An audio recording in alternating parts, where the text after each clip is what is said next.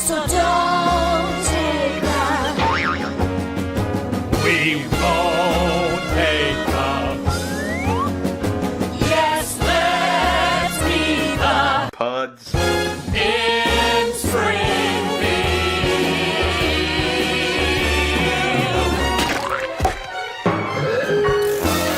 Episode 43 of Pods In the key. of Springfield. tonight or today or... No, Whenever you're listening to this podcast. those are the two options, tonight or today. Yeah. After that, we're taking it offline. Baby. What? We're looking at Season 4, Episode 16, Duffless, Yep, we're listening to Duffless. and Season 4, Episode 17. Have we got a sound effect lined up for this one? Last Exit to Springfield. I don't know, did you have a song you wanted to play? Or you... I haven't got... I'm... What are you doing? Oh, you're picking up your guitar? I wasn't prepared to do this. Are you just going to break into a rendition of Killing in the Name of? Okay, everyone, here's Nick with some music. I'm not quite sure what the chords are for the Union Strike song. I'm sure that it'll be good then. It's also going to sound terrible because I'm playing a bass through a distorted guitar amp with a bottle cap as a pick.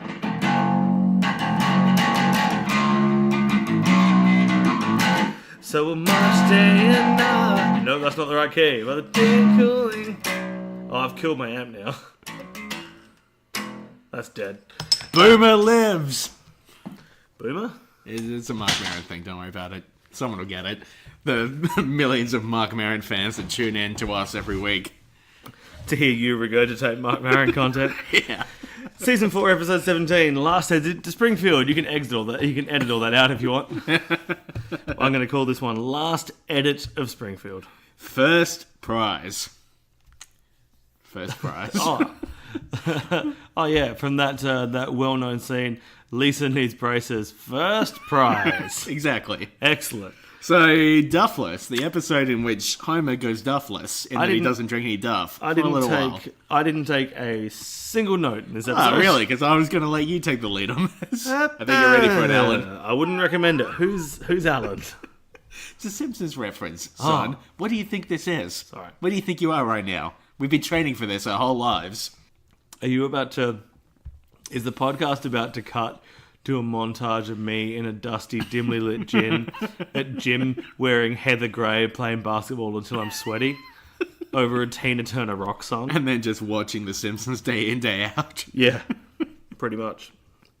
In my mustard-stained pant. We open with little Barty boy having a dream. He is the dreamer in this opening sequence. And in his dream, he acknowledges that Springfield Elementary doesn't have any Asian kids. Which you bristled at. Seems like an interesting choice to me because as far as I can tell, Springfield Elementary does have some Asian kids. Does it?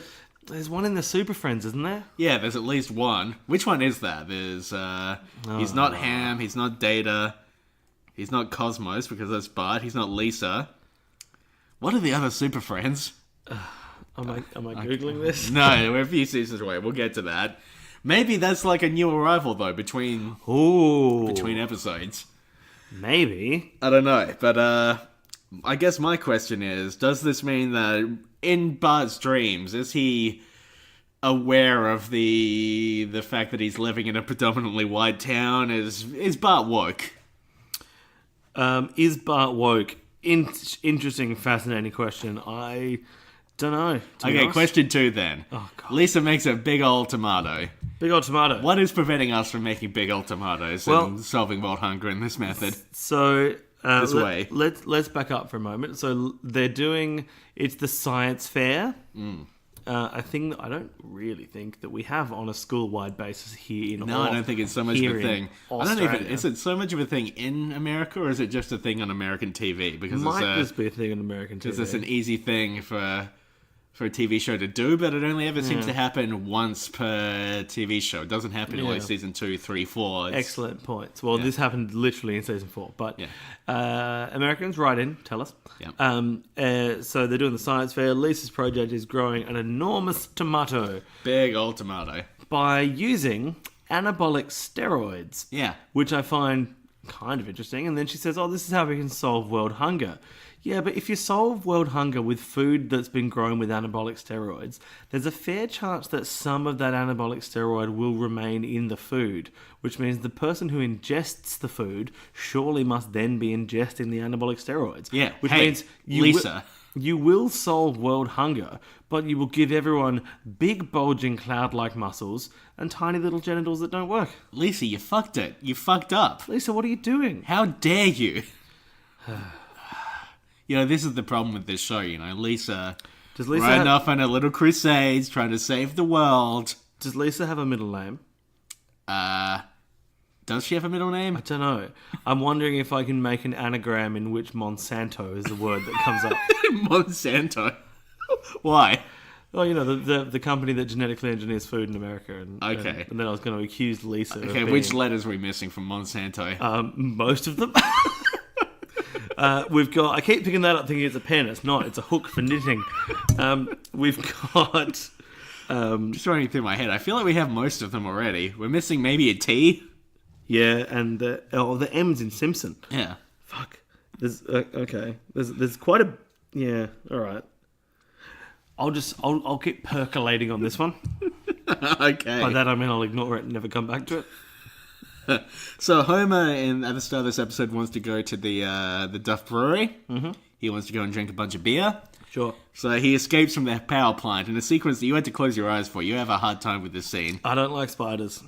You don't like spiders? I really don't like spiders. To the point where there have been some times where, like, I don't watch nature documentaries. Yeah. I know that I've presented myself on this podcast as a guy that hates content, and then I fear content and nature. I fear that by extension I've presented myself as someone who hates learning. You walk down the street screaming lousy birds at the sky. You hate creatures. I don't do that. But the last time I watched a nature documentary, it was one of the Attenborough ones, Planet Earth or something. It was like, you know, trees and plants, and Attenborough saying, and here we see trees and plants. And then out of nowhere, a huge fucking spider on one of the trees. And I am petrified of spiders to the point where it's not just like I see it on a screen and go, ooh, that's scary. I'd hate to come across that. I see it on the screen and immediately think, there is one under my chair. There is one crawling up behind my chair. There is one dropping down on me from the ceiling. It's really, really bad. There's one coming up the stairs right now. Is that no? Let's not remind me about how scared I am of things coming up the stairs. Luckily, I'm not on a crazy sugar binge like I was, whatever it was, 4 episodes ago. See, I don't think I'm as bad with spiders as I used to be, because in several of the households that I've lived in, I've been the default spider person, the person who deals with the spiders. Could have said Spider-Man. Yeah, but I chose not to because I want to keep it gender neutral. Is your name Tobey Maguire? The one true Spider-Man. No, my name is Andrew Garfield. That's why I ate all the lasagna before. Is that comedian Andrew Garfield? No. Oh, it's the actor, Andrew Garfield. Oh, what does he do? He eats lasagna. Fuck. All right. He was also Spider-Man. What do you think this bit is? What are you fiddling with there? It's a bit of elastic that I don't know where it came from. You're making twanging noises there. Is Andrew Garfield also... that's just me. That's coming out quite nice, actually. Is Andrew Garfield friends with John Hamm, the owner of Andrew Garfield? I mean, maybe. This is going to be a wild episode. I've just been trying to remember if there's anyone named Nermal. Like, anywhere. Is there a Nermal? No, I think it was a misprint. I think it was a narwhal. No, that's the new Nermal. Well, the new Nermal's a narwhal. Yeah. Really? What? What? Wait, is there like a Garfield remake in which Nermal's a narwhal? No, I'm just playing on the phrase the new normal. Oh, the new normal. We're a couple of fun-loving guys. We've bloody had some fun We're here. just whipping and japing all over the place. On to the party barge!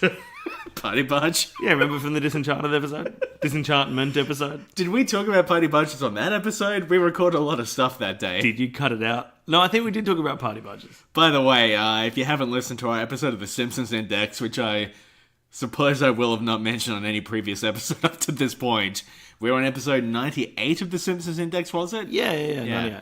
Yep. Yeah.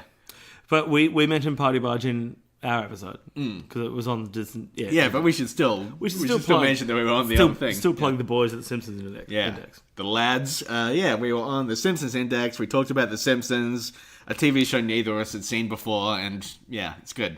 No, I was thrilled to have seen it. Yeah, finally saw the sequel to Camp Krusty that we've long held out hope for in our hearts. Man, I was not a fan of the way they executed that idea. And then that Ricky Gervais episode. Oh, yeah. That was called, like, Are you offended? But, Nick. What? Are you aware that Ricky Gervais doesn't believe in God? What? Yeah, I know, right? Which God, James? Which one? Nick. See? You're just as atheist as me. Are you offended? Can we not talk about Ricky Gervais? I have been put on blast here. And I've seen the error of my ways, and I'm shocked, and this is going to take a lot of self-reflection, I think. I'm just going to drink this beer. I'll feel fine after that. Do you want me to get you a mirror to aid with that self-reflection? Is there a way to tag out of that back into... I don't know. You took no notes. This is making it... There's a lot of pressure on me. Yeah, there is. I've always... Anyway, sorry. I know exactly how we tag back out of that. Not a fan of the fact that Lisa's using performance-enhancing drugs to increase food crops to then give to the underprivileged. That seems like a real hit for the underprivileged. Yeah, you hate the underprivileged and you don't want them to have food. Unless what she's actually doing... Maybe there's another level of subversion there that I haven't picked up on. Maybe what she's doing is by giving anabolic steroid infused food to the underprivileged. Yes. She is helping them get stronger to lead an uprising against the 1%. Yeah, that makes a certain sense. It actually makes more sense than the fact that she was naive to how weird it is to give people anabolic steroids involuntarily. Okay, you're saying that this is the seed being planted, the tomato seed, if you will, that will eventually grow into a revolution in... Maybe season like 30, 31, 32, 33, 34, oh, well, we simply 35, 36. Why are you counting? 37. We simply have no way of knowing what's going to be happening in those seasons, James. No, that's true. What else have I got in my many notes that I took? We were eating dinner while watching this episode, so my notes are kind of raggedy. Speaking of rags, Princess Di, she's in this episode. Oh, yeah. Yeah, and it turns out she's a pile of rags. Pile of rags. A joke that I enjoy for its sheer weird cruelty. Yeah. Yeah. It's pretty weird. Not really sure what the implication there is. Oh, also, interesting that in the very next episode, Last Exit to Springfield, Prince Charles cops a drive-by too. He does, yeah. In the Big Book of British They're Smiles. just going after the royals. That's interesting. Yeah. That's because I don't think there have been any references to the royal family other than those two references. No, I don't know how aware Americans would even be of the royal family. Do they matter at all to, like, is Princess Diana a figure that they gave a shit about? I think there is a sector of Americans who are extremely into it. In the same way that there's, you know how, like, at every royal event, the cameras will be panning across the crowds, and then you see two fucking 88-year-old numpties dressed head to toe in Union Jack, like, suits, like matching Union Jack suits. And they'll have, like, Union Jacks painted on their fingernails and Union Jack teeth. Yeah. And they go, we love the Queen, we do. There are some in America who are the same, except more like, we love the Queen, we do. I want to hear more about these guys. These Queen lovers. These Queen lovers. Yeah. Can anybody find us someone to love?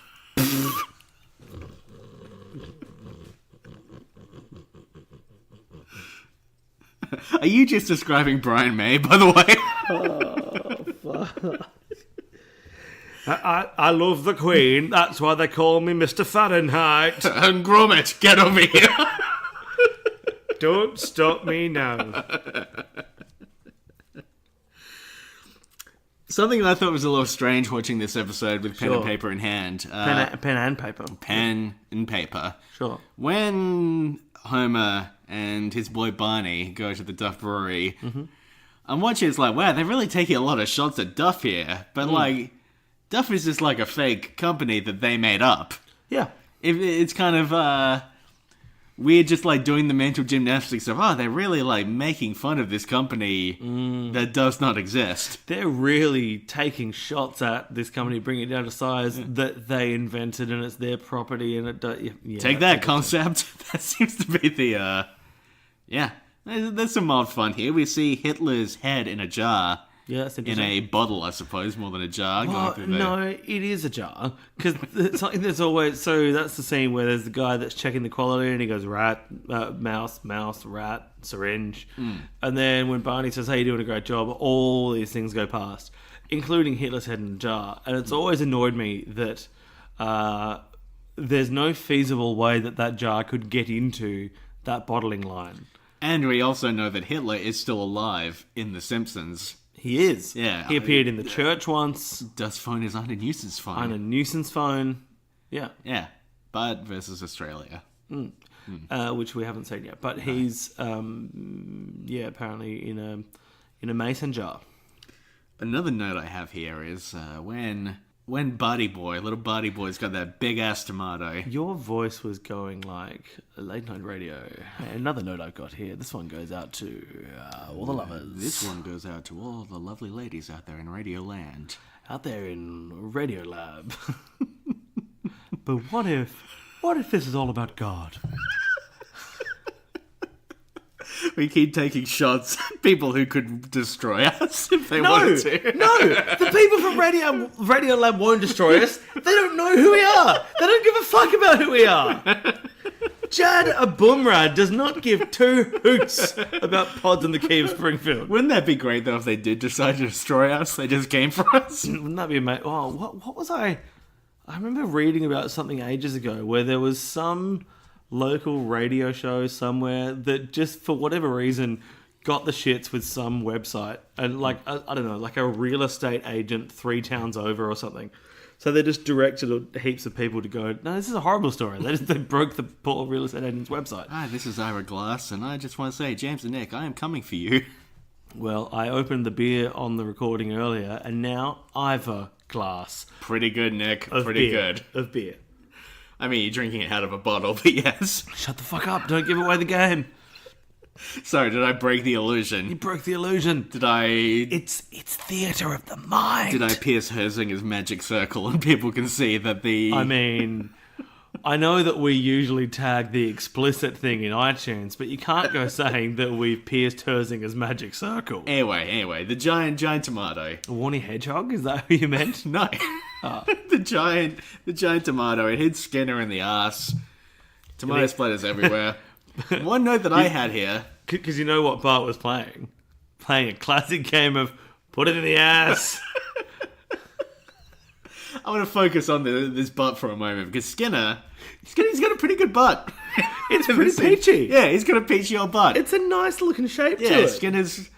Is Skinner like in shape? Is that part of the implication? The We know apple- he's a vet, The apple a bottom veteran. The apple bottom jeans with the fur boots or whatever that song is. That's Skinner's got a little apple bottom. Yeah, I think little peachy I think apple maybe bottom. Skinner just has a good butt. Maybe that's what Krabappel sees in him later. Possibly. Yeah. Yeah. No, I thought a similar thing. He got that skin dog butt. That was immediately for me trumped by a thought of.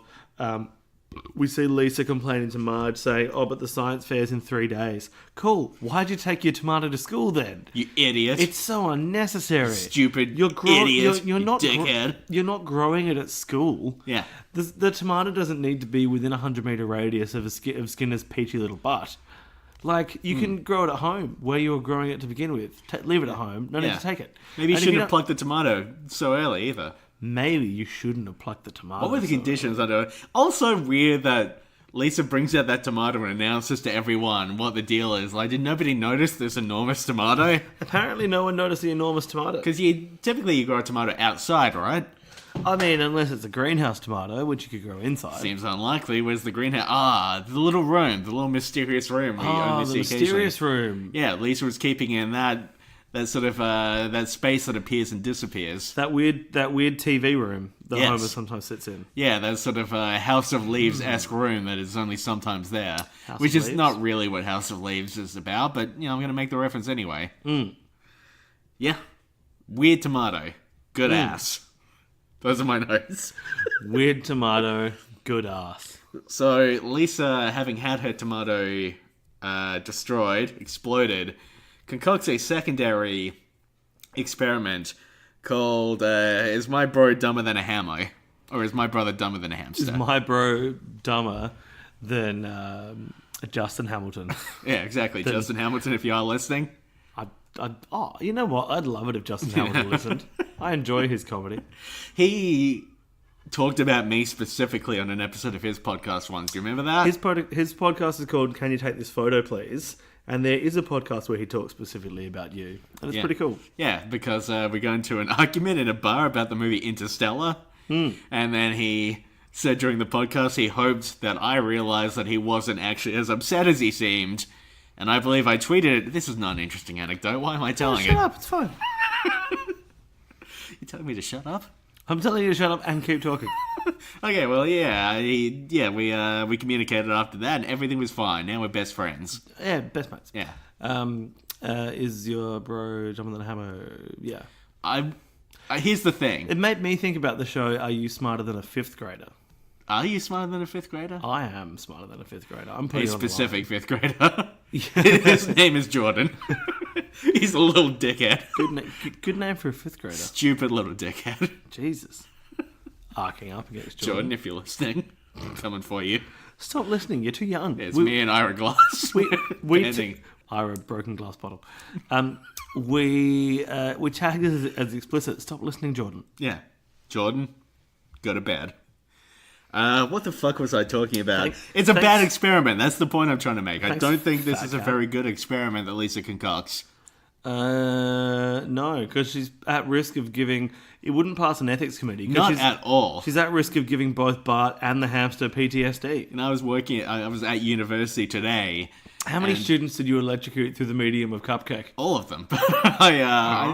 I had 2 separate discussions about ethics clearance today, and I'm barely at the university. I'm only there a few days a week. I teach one topic. I don't do much. Still had to have 2 discussions about ethics clearance. I wrote a thesis, and the ethics clearance was a fucking nightmare.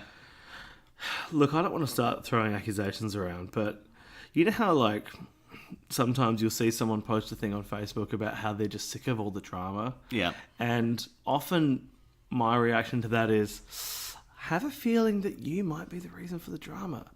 Yeah, Johnny Drama. I think that maybe if you find yourself not working at a university very often, but constantly being dragged into ethics conversations, James, maybe you've got to look at the way you're teaching. Well, look, I'm also a video game journalist, so ethics is very much at the center. Oh, well, we're not going to go down that path. We'll close that gate. Gate. Don't even say those words together. I'm going to beep off of that. Fuck. Careful which part you beat, because if you beat the middle syllable, it's just like, why is Nick talking about gay gate? What? That would be weird. Here's the thing. We know from watching The Simpsons, popular animated sitcom The Simpsons. Gate. Don't. I'm just going to fucking beep you. You know people have actually come after me, right? Oh, shit. I've had, actual issues. Didn't you have that with, wasn't it your review of, Forza Down Under or something? It wasn't even a review. It was an article. I had to turn on 2-factor authentication on everything. People have actually. Sorry. I don't want to blow on a dog whistle. That's unless, I have to. So, anyway. Here's the thing. From watching The Simpsons, we know that Bart is a genius. Sure. Mem saying Bart, Rabbi has memo. Rabbi We know has this. memo. He's a very smart little boy. Yeah. So this test, Bart is smarter than a hamster. This is not going to be a good experiment. Oh, that's a good point. And if it turned out he wasn't, what does that say? Is this a particularly intelligent hamster? Is this a ludicrously dumb lad? Is there also bias in the tests that she's created? Absolutely. Because actually, I suppose the weird part is the tests are all very biased towards Bart, and he fails them all. Well, Bart is within his home environment as well. He has no reason to suspect that he's going to be, pranked and japed. That's interesting. His guard was down. His little... What the hell happened to my guard? His little Barty guard was down. Yeah. That's Lisa's essentially... You have been talking to She's ethics performing panels. a very unethical anthropological, sort of ethnographic piece of research within her own home. Fuck, unethical anthropological ethnographic. Yeah. Wow. Wasn't that the fourth album by George Harrison? We'll get to George Harrison in the next episode. Oh, will we? Sure. Sure. Oh, there is a Beatles reference in the next episode. Yeah, cool. Exactly. So, yeah, this seems like a bad experiment. Walter Wall, and Lisa seems awfully proud of herself. Walter Wall. Is that the guy that invented walls? Yeah, maybe. He's going to be the one that saves them. I love that Walter Wall, his business wasn't very good until he started a partnership with Ralph the Roof. But the thing is, Ralph the Roof's business was much, much worse before he started with Walter Wall. All the roofs were just on the ground. Because there were no walls holding them up. That was the joke there. I'm just running through a very niche bit I used to do with an ex, and whether it was worth bringing up. No, it's not. There was a business that said floors, floors, floors, and I had this whole thing related to floors. Anyway. Why does that make me laugh so much? Oh, I've told you about my favourite shop on South Road, haven't I? Which one? Bob Burns Blinds. Yes. A blind shop by Bob Burns. And every time I go past, I go, Bob Burns Blinds. What a waste. Yeah.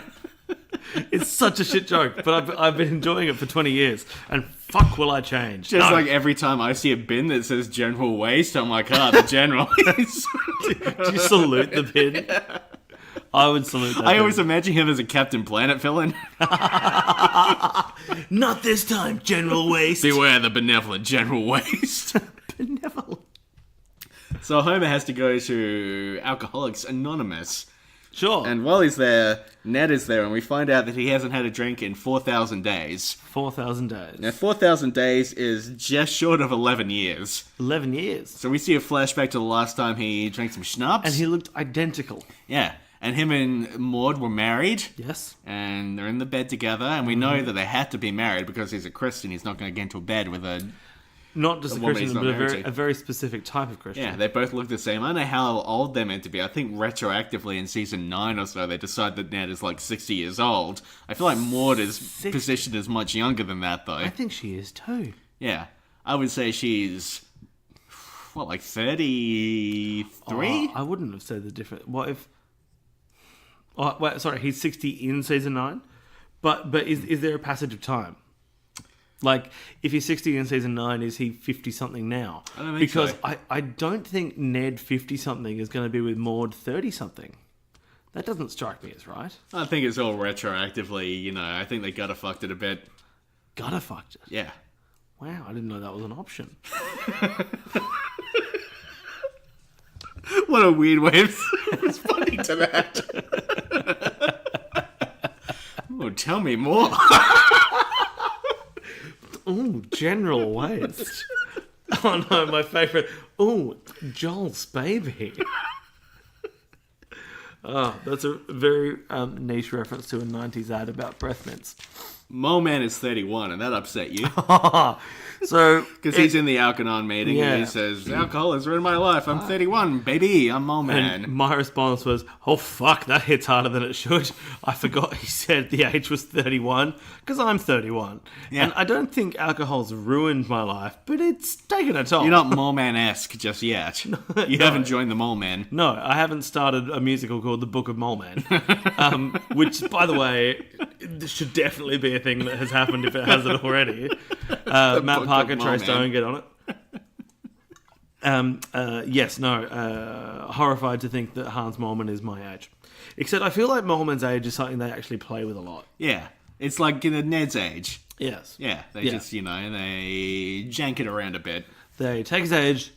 Then they change it around a bit. Are we allowed to do that bit anymore? You throw away the paper. We can do whatever we want. Oh, we can do baby. whatever we want. Baby. Who are your guys, by the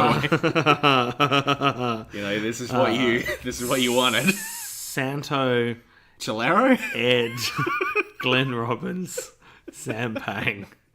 I don't know why I'm naming the working dog people. Why did I do that? I don't know. I just wanted to think of a group of people. And the first people I thought of was the panel.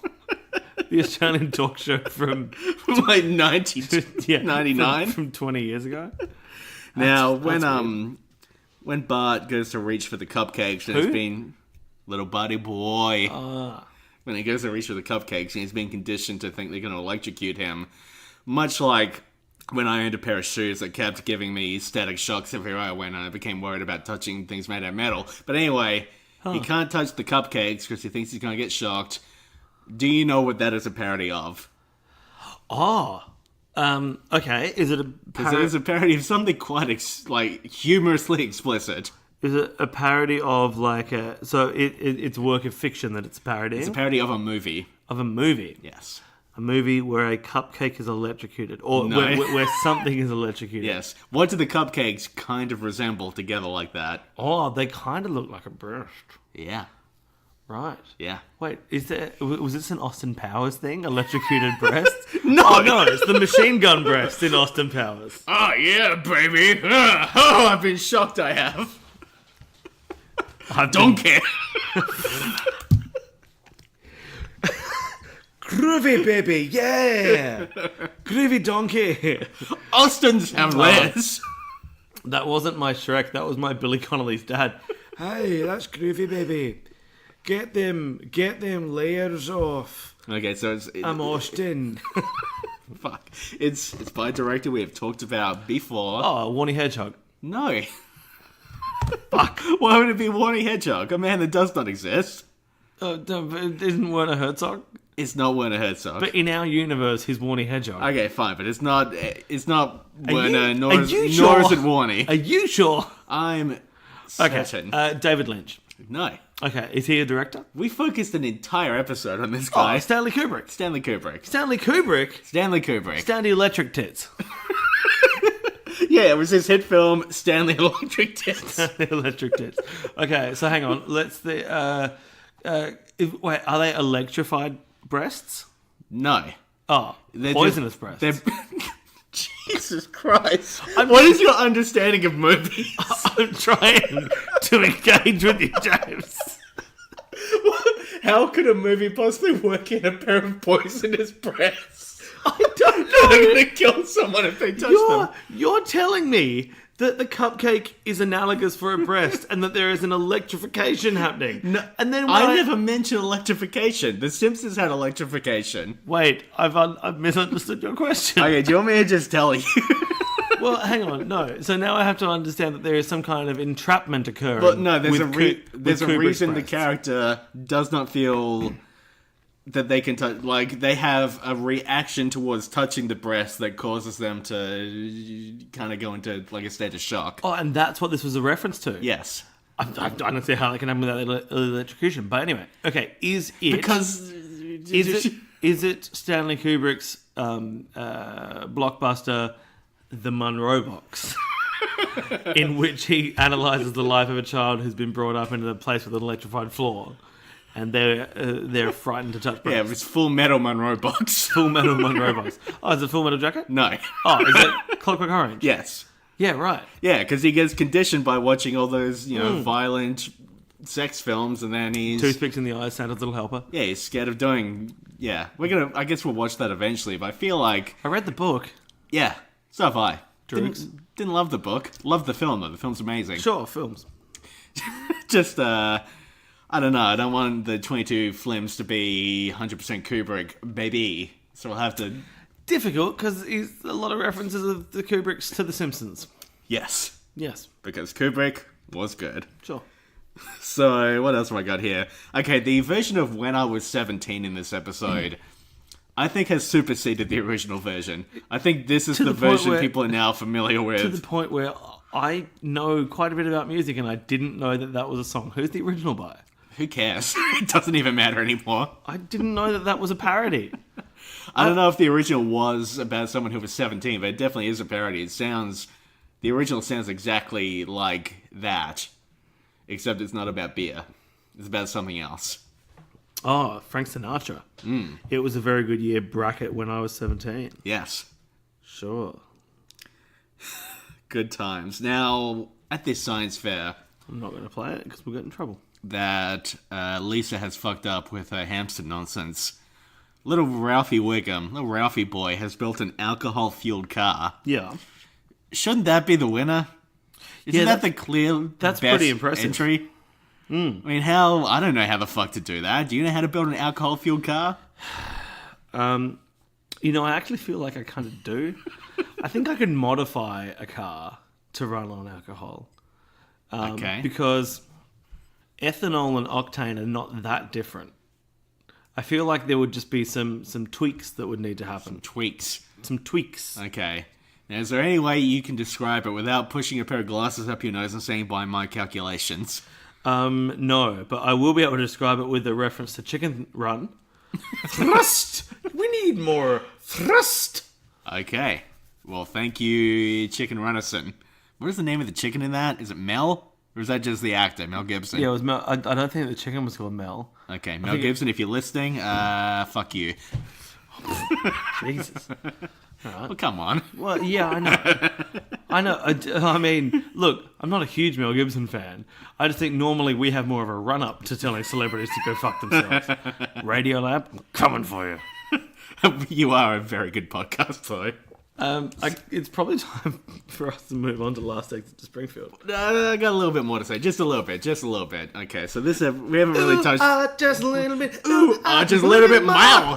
No, I just want to... Mow! See, this episode is about Homer doesn't drink for 30 days, which is why we want some beers while talking about it. Have I ever talked about the time that I went 30 days without drinking? That sounds like the most tedious intro to a Tinder conversation that I've ever heard in my life. Should I add that to my profile? Hey, baby, thanks for accepting my super like. Have I ever told you about the time I didn't drink for 30 days? Well, I'm not super liking anyone. Every time I've super liked, it's an accident. It's an awful accident. Everyone says that on their bio, and it's a cover so that you can act all charming and aloof when the person that you super liked you back. But even when I've been super liked, well, this is clearly a mistake. This is not intentional, I can tell immediately. Isn't it great being on a dating site and having no self-esteem? Oh, this person says they like me, and they're wrong. Anyway, June 10, 2010, I got very, very drunk on wine. Drunker than I've probably ever... Yeah. This is a bad day. Like, when you're throwing up outside a petting zoo, you have to, change some things. Outside a petting zoo. So I thought, okay, I'm going to do dry July. I'm going to not drink for a month. And here's the thing, Nick. I thought, this would be like, an interesting thing. It'll be, maybe I'll learn some things about myself. Maybe I'll come out a better person. Difficult month. Much harder than it should have been, frankly. Oh, yeah. And literally the second it entered, I got off my face drunk. Oh, of course. We're talking midnight, August 1. Of course. Because I've had times where... And I'm not even that big a drinker. I know, but I think this is what it means to be an Australian.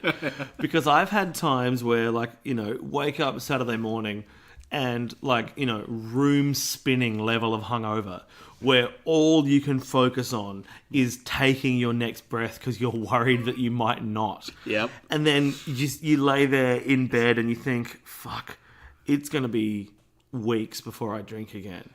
And then at some point you go, all right, I've got to get out of bed. It's time for dinner. I've got to go eat some food. So you can't be bothered cooking anything because you're too hungover.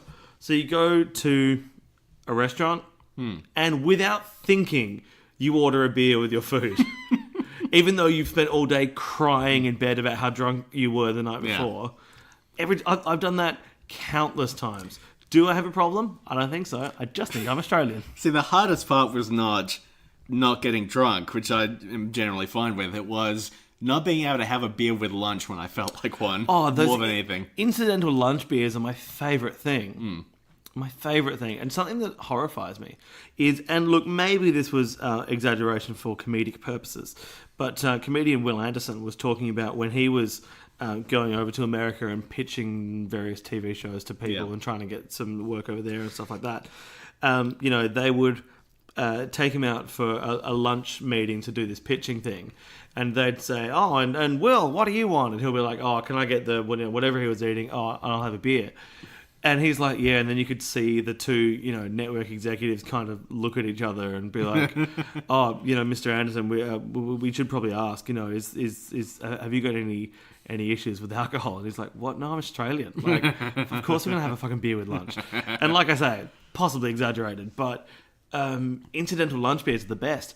And there was that. Remember that time? Remember that time when we were both at the same university? Yep. And I sent you a message saying, "Hey man, I am far too drunk to drive home. I need to hang out with you for a few hours because I assume you'd be around because you work at the university." Yep. And then you were like, "Oh, actually, I'm going to go to a nearby shopping centre and get some shoes." Cool. We got on the bus. We went to the shopping centre. I noticed that the first bar that we walked past was doing a Scotch discount where you could get black label Scotch for red label prices, and so got drunk again, forgetting that the only reason I was there with you was to sober up.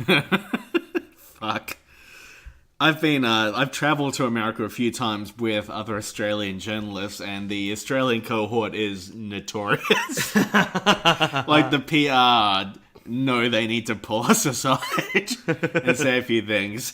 Before we move on to the next episode, I feel like I should do due diligence here and say, alcohol dependency is like a serious issue for a lot of people. Yeah. If you do have an issue, seek help, no shame, etc., etc.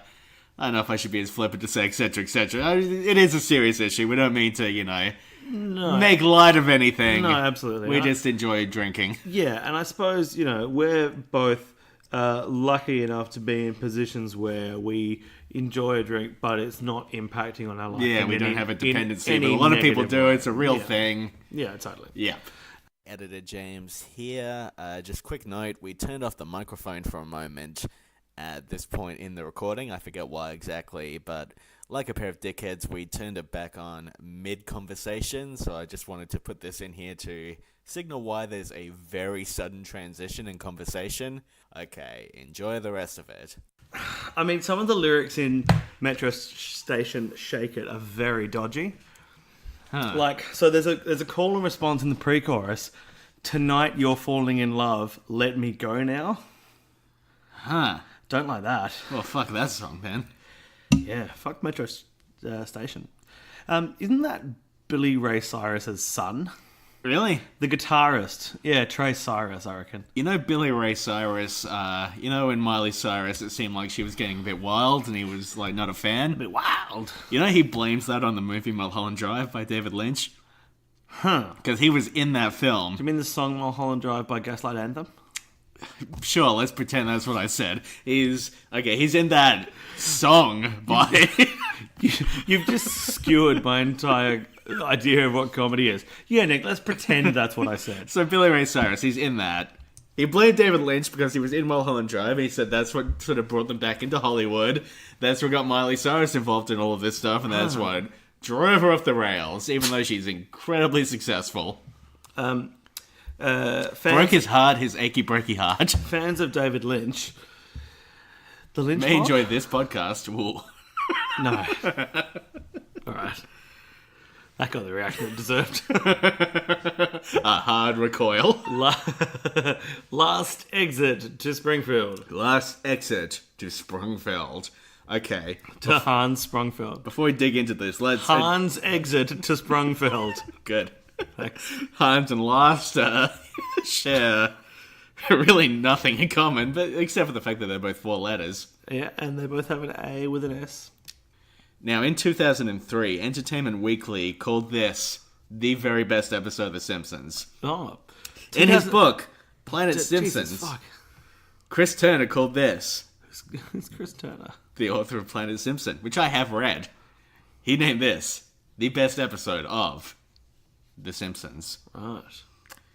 In another year, I didn't write the details on this one, but The Simpsons Archive, the moderators of The Simpsons Archive, which is like the big Simpsons archive website, Sure. rated this the best episode of The Simpsons. Sure. I'm just going to check to see if Simpsons Index have done it. Okay.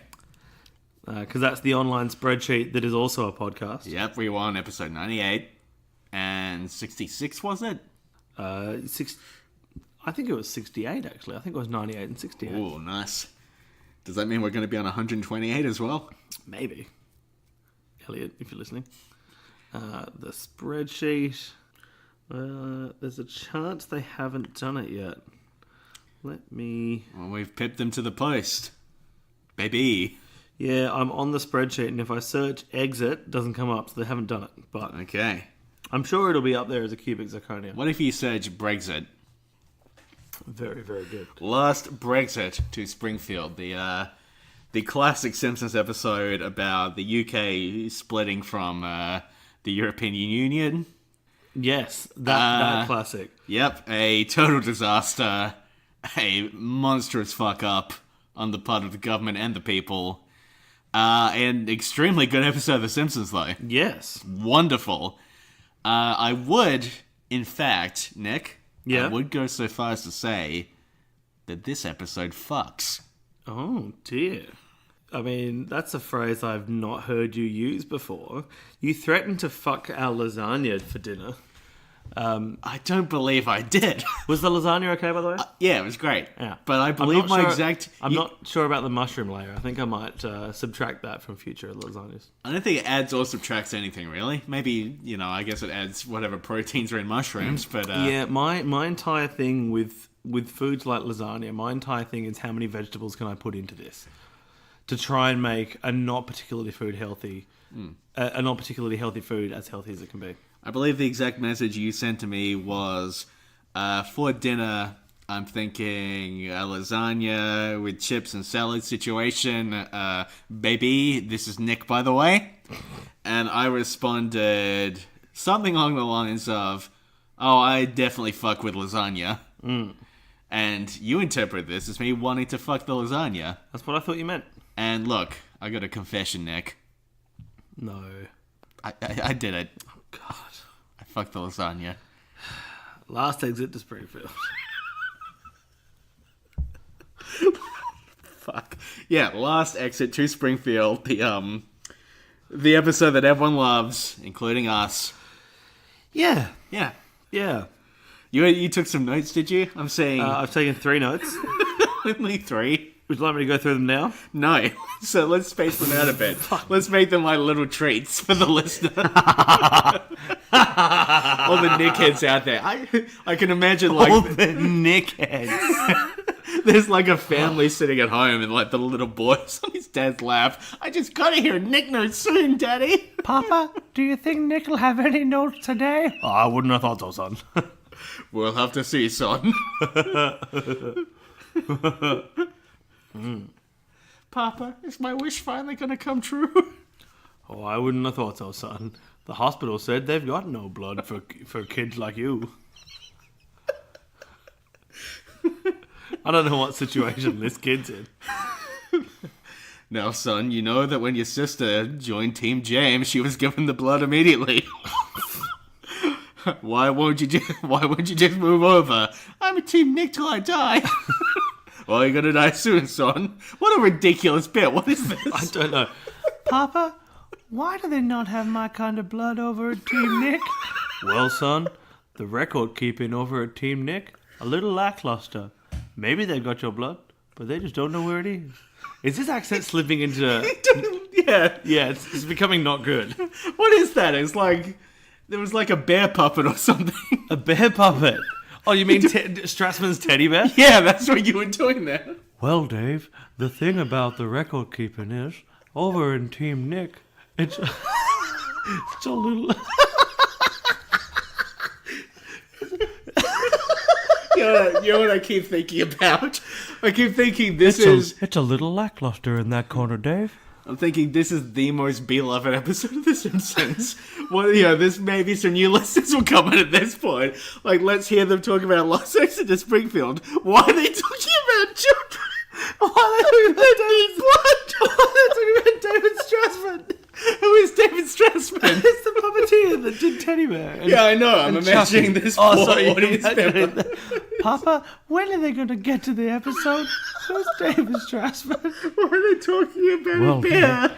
Well, Dave. Tell your child they're going to die. Well, Dave, because my god. because the hospital doesn't have the blood in your type, I'm not sure if you're going to make it to when Nick and James start talking about the episode, Dave. Nick, can I just say, I never thought I'd get to do my teddy bear. I love that voice so much.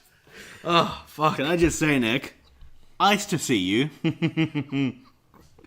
Okay, so this is the McBain.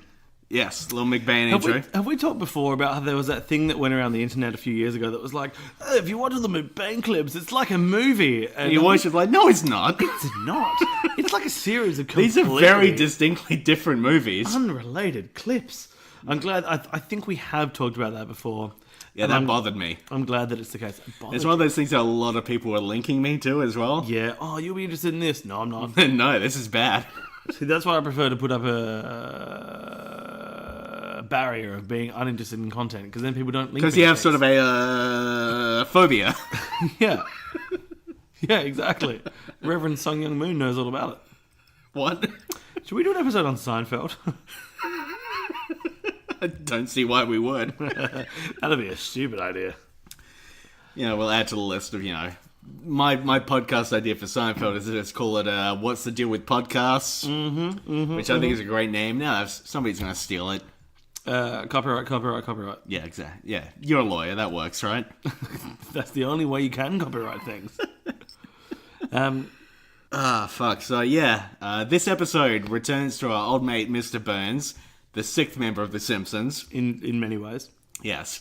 Who, the more we watch these early seasons, the more I think that Burns is quite legitimately platformed as, either the antagonist or, the next major character after The Simpsons. He gets so many major plot lines. He seems to be, early on, the main secondary character that an episode might be focused on. That's a really good point. And I love him. He's great. He's a bitter, hateful old man, and he's my favorite. Do we call him Little Burnsy Boy? Little Benzie Boy. Little Burnsy Boy. Well, we see Little Benzie Boy in 1909 in this one. Oh, the Atom Smashing Factory. Fuck. Yes. Which Man, is a I enjoy that great part. bit. It's also, one of our running bits on this podcast is me talking about things that me and my buddy Matt used to reference heavily when we were Yes, kids. yes. And one of them was atoms. 6 of them. Constant references to atoms. Because we were cool kids. So good. The delivery of the under the breath muttering of the counting Yeah. and then 6 of them. Yeah. it's great. The way he mutters 1, 2, 3, 4 and then jumps to And 6. then jumps to It's just perfect comedic timing. doesn't need to. Oh, did you see the GIF that was doing the rounds of the pizza that is a perfect lesson in comedic timing? No. There's it's going to be difficult to explain on an audio medium, but I'll do it anyway. There's a wonderful GIF of someone opens an oven and a pizza has slid off the oven shelf onto the oven door, the open oven door. It pauses for a moment, it then slides down to the floor of the oven, pauses for a moment, and then catches fire. That is good. It is, and it's perfectly spaced apart. The tweet is this pizza is a perfect lesson in comedic timing, or something like that.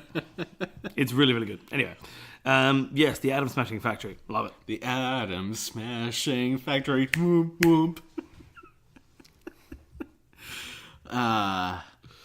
Fuck. What are you doing? You on your phone there? I might be about to try and show you the thing. Okay. This episode is very good, and unions are very important. Oh, you're showing me the video right now. Oh yeah, that is good. But listen to the beats, bang, bang, bang. That's great. Okay, I'm gonna roll it back a bit. This episode, Nick, Yeah, man. very good episode. Sure. And unions Unions. are very important. I agree. Yeah. I agree. They are very important. Yes. Yeah. It is good to join your union and support your union. Yeah. And God, I wish I was in a union at university. It just seems like I really should be. Can you? Is it too late for you to join the student union?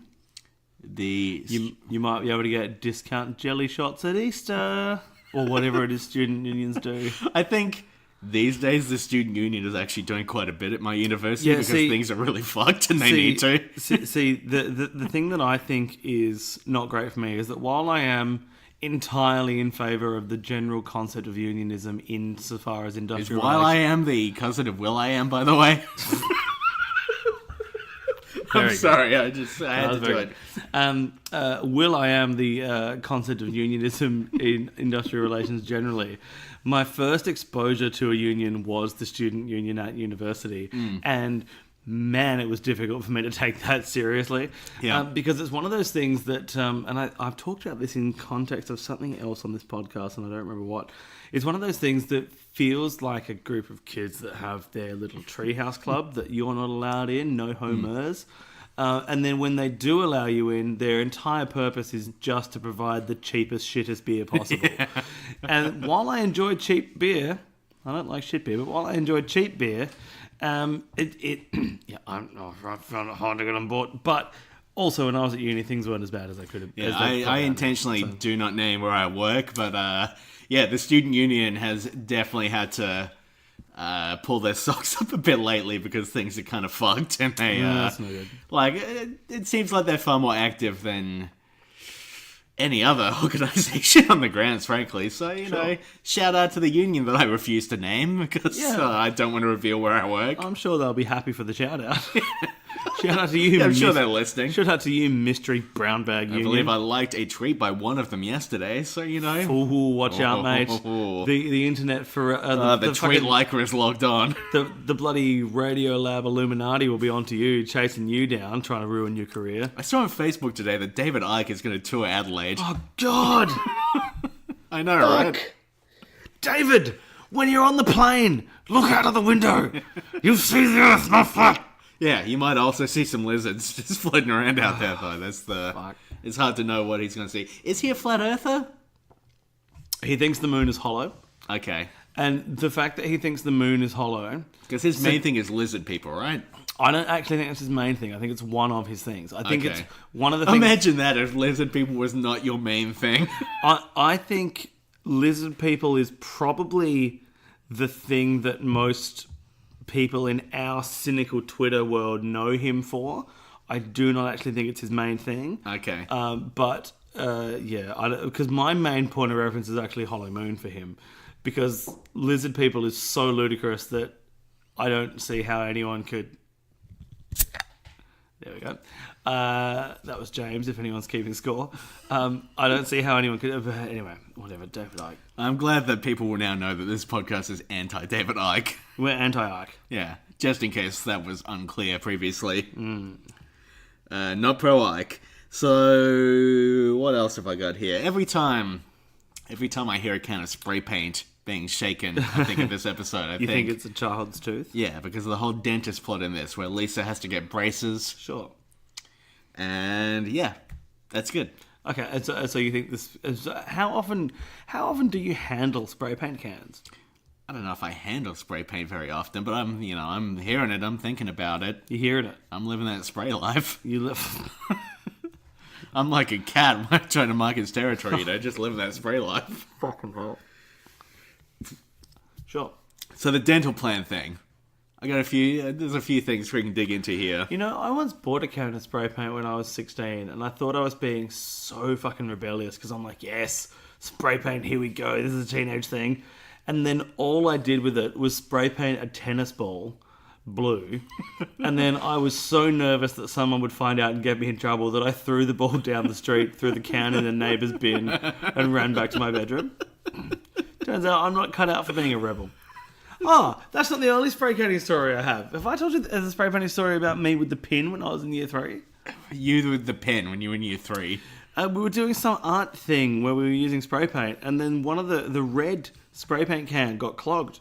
So the teacher gave me and the worst kid in the class, unequivocally the worst kid in the class, and me, gave us a pin and said, oh, can you boys see if you can unclog this? Well, old mate worst kid just got the pin and kind of like jammed it into the nozzle of the spray paint. What that does, though, is it jams it open. So it was spraying uncontrollably. Imagine this can of spray paint just absolutely pishing red paint everywhere.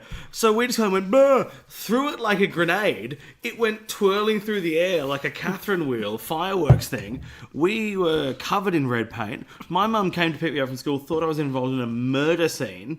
It was great. Might say they caught you red-handed. Fuck, it got me. Oh, got you good. Dental plan. Lisa needs braces. Should we? What is the? I like this bit, but why is it endured as it has? Let's try doing it back and forth and seeing if we can find the joy in it. Okay, dental plan. Lisa needs braces. Dental plan. Lisa needs braces. Dental plan. Lisa needs braces. Dental plan. I'm not sure that this is any fun. I think I get it now. That was funny. You were shaking your head like a muppet. It's because you've known me long enough to know that whenever I do a voice, I have to put my entire body into it. Because that makes it more convincing in my head. But like your arms are like rigid at your side. You're doing a very weird physical thing there. And I wish we could have shown it to the listener. I could have done big floppy Muppet arms. I just didn't think I had the room. Or the wherewithal. So when they're going to lose their dental plan and Homer needs to talk them out of losing their dental plan, we see Gummy Joe. We're introduced to Gummy Joe, a character that I love. Oh, yeah. And so Gummy Joe, where would you be without the dental plan? He says, well, I wouldn't have old Chomper here, that's for sure. Chomper. And then he smashes his tooth into a can of Hip Pop. Hip Pop. Hip Pop. Hip Pop. I want to talk about Hip Pop. Sure. What a ludicrous name for a drink. It's an excellent name for a drink. Here's the thing. I was thinking about this earlier today, and I don't know why, but I was sitting in my office. Actually, I do kind of know why. I was drinking a can of Coke. I rarely want soft drink, but today I was like, can of Coke. That's what I need. That's going to perk me up. So I was drinking a can of Coke. I just started thinking, the term pop to indicate that you're drinking some sort of like soda or carbonated beverage. I don't like that word. That's shit. Pop? No time for that. That's why I call you up every time you use an Americanism. And because they all are jarring and irksome to me. Yeah, pop is a nightmare though. Yeah. Why would you call something a can of pop? I don't know. Just throw it in a river. Forget about it. So what are you throwing cans in rivers for? Well, to hurt the environment, So- obviously. Soda? Can you swing with soda? I can swing with soda. I see. I'm not sure I can swing But with I feel soda. like soda is like the technical definition of what the drink is. Well, I would say it's a carbonated beverage. Would you now? I will. Is that on your Tinder profile? As far as I'm concerned, they're called carbonated beverages by my calculations. And tell you what, if you have enough carbonated beverages, you won't be unusually toothy. Get fucked. This is a good episode of The Simpsons. And a terrible episode of Pods in the Gear Springfield. Okay, so have you gone through any of your notes yet? Oh, I had Hoffa, but I crossed it out. So you've only got 2 notes left. I've only got 2 notes All right, left. Nick, I think it's time. Let's unleash one of your notes Okay. for that little boy who needs blood. I really enjoy that when Lisa goes to the dentist, there's a good sign gag. It says, painless dentistry, formerly painful dentistry.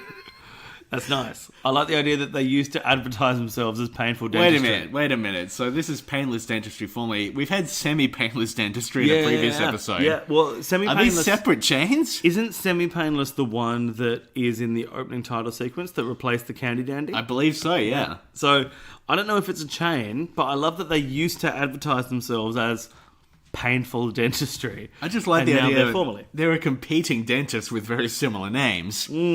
Surely you're going to go to... I guess you would go to paint... Before you would have gone to semi-painless. Now you're just going to go to painless. Sure.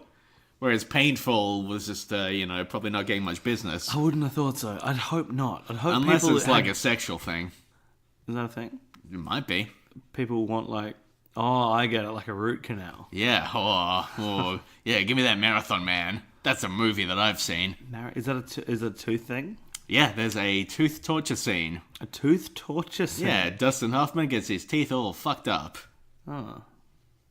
And here's to you, Mrs. Robinson. This movie is called Marathon Man. I'm not sure about your song parodies tonight. Alright. I was going to talk about... The note that I crossed out, because I didn't actually fact check it, is there's a reference to a union boss that's gone missing, and then they see him buried under a football field, and I think that's a reference to a union boss called Jimmy Hoffa, who is rumored to be buried under a football field. But I didn't actually check that up. So you know what? We might cross to editing Bay James. Yes, thanks for that, Nick. Jimmy Hoffa disappeared in 1975, by the looks of things. Was declared legally dead in 82. And there are indeed rumors that he was buried under Giant Stadium, but in 2010, during some demolition, they officially debunked that rumor. So, Jimmy Hoffa, probably somewhere else. There's a scene in this episode. Homer becomes the boss of the union, the head of the union, and he imagines being a Godfather-esque figure walking down the road accepting donuts from people. This scene fucks so hard. That's a nice donut. Molto bene. I don't know if that's the correct term, but Molto bene. I'll tell you what, though, The Godfather, very good movie. What do you say? Oh, very good. You mean molto bene? It's got your boy Al Pacino in it. You know what I was Like, thinking? I'm going to be the Godfather. Hooah! Hooah! You know what I was thinking? Say hello to my little friend, the Godfather. Hooah! You know what I was thinking the other day about? This is vaguely connected to the phrase molto bene. Sure. Do you remember the pasta sauce company Legos? Sure. And in the 90s, they had ads with like Australian celebrities speaking Italian with subtitles, and it was about how Legos was so authentic as an Italian sauce that it would make you speak Italian. Sure. There was an ad with someone from Neighbours. It may have been Was it Toadie? no, it was a woman from Neighbours. It may have been Ada Nicodemu, possibly. Okay. And she uses the phrase, and I think I'm going to get this right. I haven't actually looked it up. But she uses the phrase mescolandro bene, which I think means stir well, and that's stuck in my head for 22 years. That the Italian for stir well is mescolandro bene. Interesting. All because of a pasta sauce ad. Yeah. You and your pastas. Me and my weird nuggets of knowledge that just embed themselves in my head and then refuse to leave. We get a scene in this where Homer is at the power plant and Burnsy's watching him saying, I'm Mr. Burns, I'm watching Homer here. Look at him, he's doing calisthenics while everyone else is pissing around at the vending machines. But it turns out that Homer, in a hilarious twist, actually has a sugar daddy stuck to his back. My question to you, Nick, Yes. what the fuck is a sugar daddy? I'm assuming it's like that.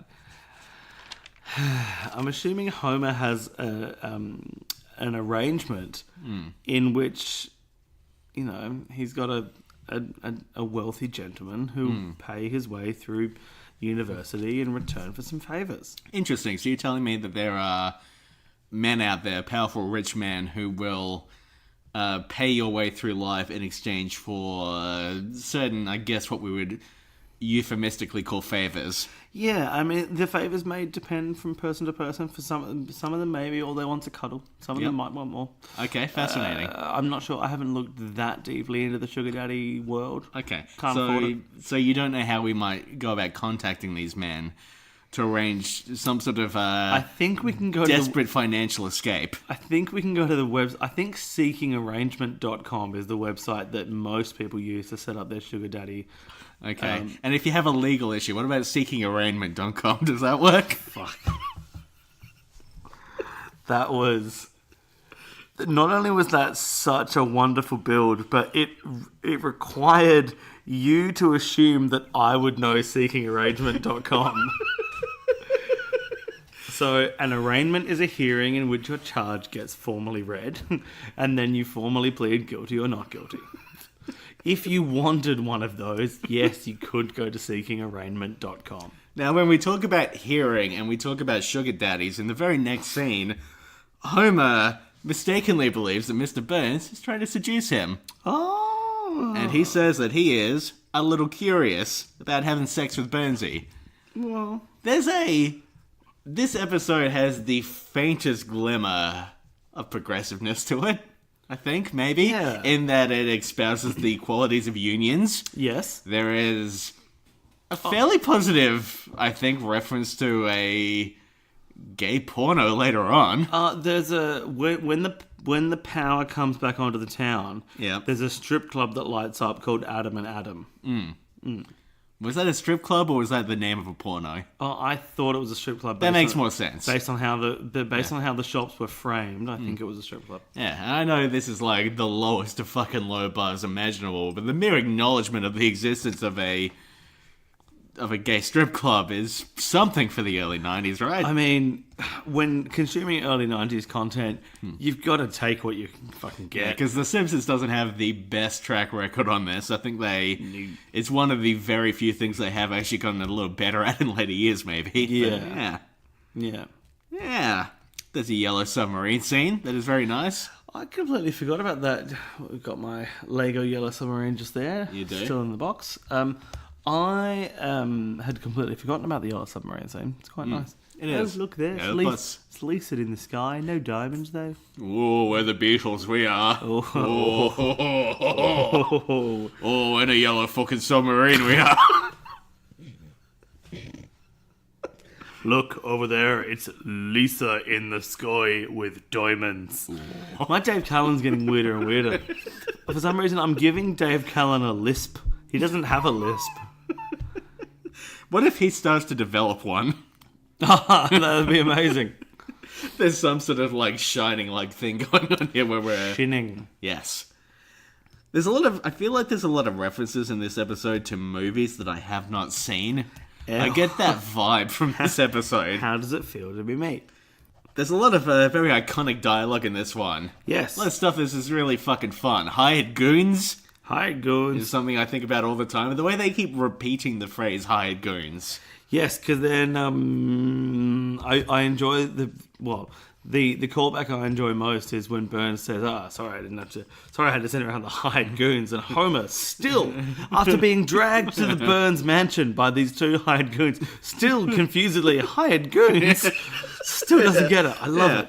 I love it so much. And it reminds Like me... the personal touch of hired goons. Yes. Hired goons.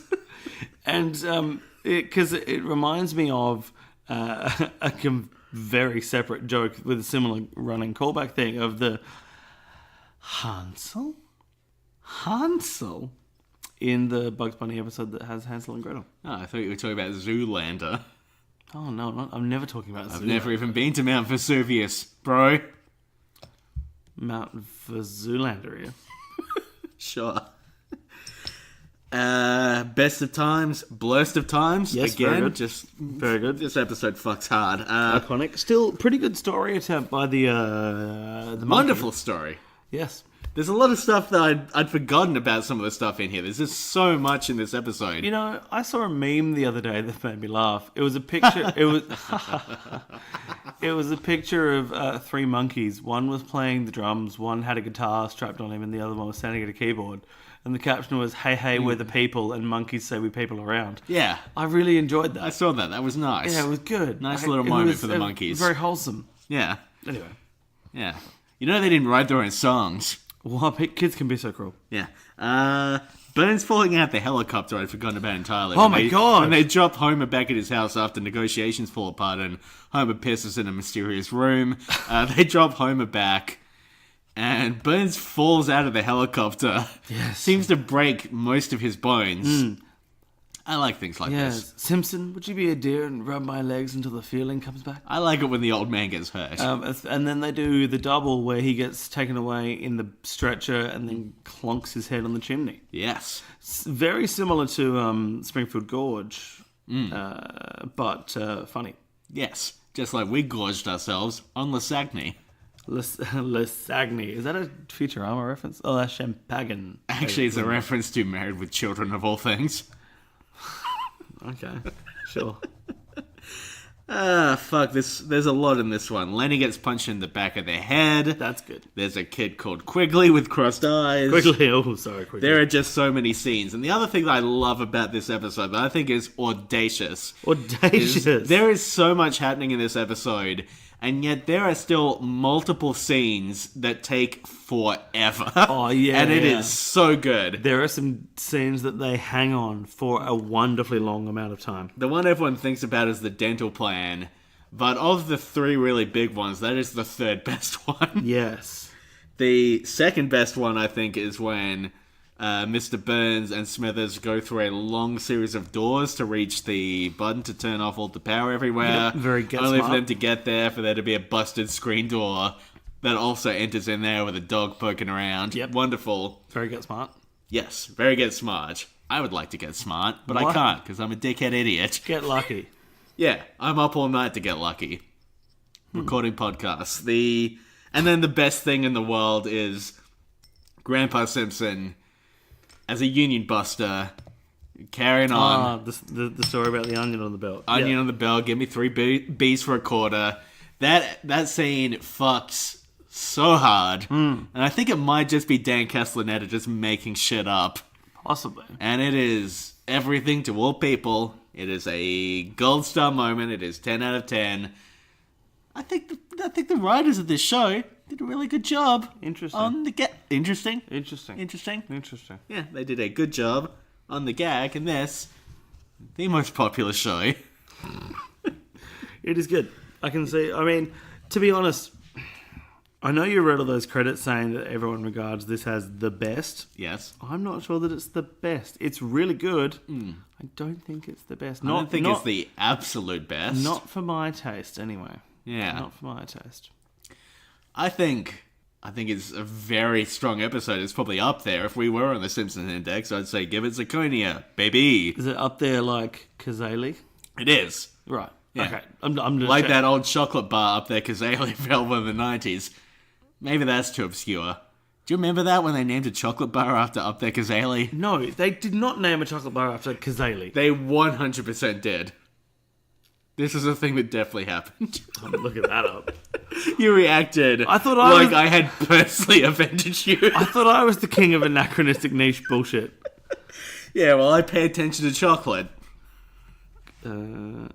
God, the notes. This is one of those episodes where my notes just sort of become a bit frantic and excited. I've got the phrase argle bargle or foofaroo written here. That's just a nice turn of phrase. Very good. From hell's heart, I stab at thee.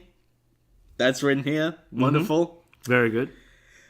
The song Cock of Nothing is another good line. Homer Simpson is cock of nothing. Yes. The song They Have the Plant, But We Have the Power Yes. is actually a really nice message. Union Strike song. Very good Yeah, song. lovely bit of wordplay, beautiful song. very and they good. do classical gas. And the episode ends on the worst joke of all time in a way that I fucking love. And that's the tooth. Oh, yes. And then they all laugh really hard, and then the gas is on, and they laugh again. Another very long, drawn-out joke. Laughing Now, you know me. gas. You know me. I'm I your do. boy. And I use the phrase, and that's the tooth, You do. more often than I should. I think your two most used phrases are, and that's the tooth. And then- please help me, I'm stuck. Nope. Your second most used phrase is, you'll stretch and go, my old man bones. Yeah. Yep. I do complain about my bones a lot. And you call them old man bones. Yes. Because you had a bone transplant when you were a child, and you, relatively young man, have the bones of a very old man. Yeah. It's a real calcium issue for you. Yeah, it's very weird. It's a unfortunate bone issue. I mean, How is Tinder going for you, by the way? poorly. Poorly. Thank you for asking. Paulie Shaw, if you're out there, No. not welcome on the podcast. Maybe. We could talk about Encino Man, buddy. Is this podcast about anything anymore? I watched Encino Man. Did you? And I watched Biodome. Do we need to add these to this theoretical list of movies you have seen? Yeah, I don't think they're on the list. You know, when I was a kid, I unironically loved Biodome. I thought it Really? was like a good, fun film. Right, interesting. Now, as an adult, I have no desire to rewatch it because I imagine it's a bad movie, buddy. Do you reckon we could get Biodome into 22 films on the basis that they're under a dome and so is the Simpsons movie? Oh, maybe. No, I don't want to I watch. mean, it seems like a bit of a stretch. I don't want to watch Biodome or the Simpsons movie again. remember- We're gonna have another. We're on disc 4 of season 4. We're gonna have another 22 films coming up soon. We are, yeah. Have you got one in mind? Yeah. Are you gonna share it on? I mean, the thing that I keep thinking is we need to watch Citizen Kane. Oh, sure. It seems like a fairly... The movie about the walking stick that grows to become sentient. Yes. Yeah, and I then mean, votes. that's not that far off the truth. I look forward to seeing how this plays out.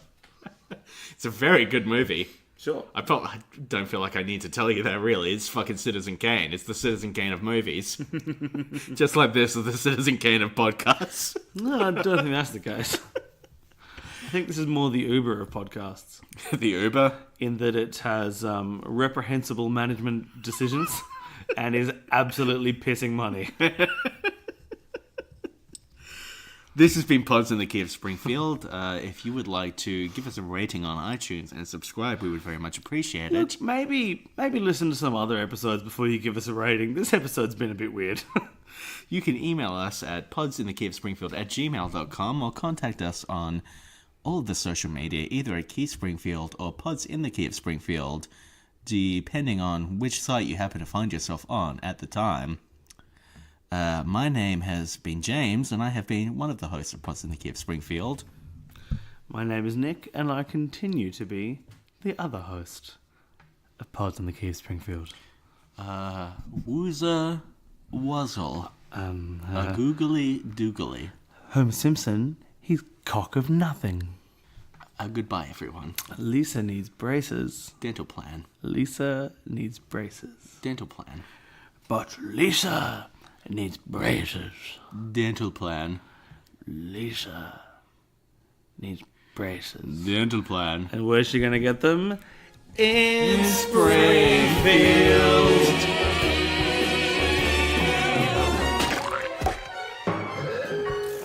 This episode should be good.